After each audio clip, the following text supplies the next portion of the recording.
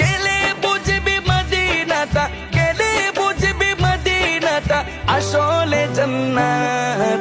আজও কেন বিলম্ব মন দয়াল নবীর জিয়ারত, আজও কেন বিলম্ব মন দয়াল নবীর জিয়ারত।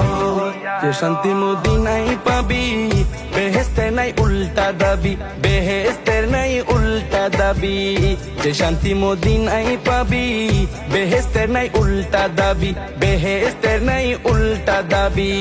লামকামের সুবাসেতে, লামকামের সুবাসেতে বাড়াবে ইজ্জত।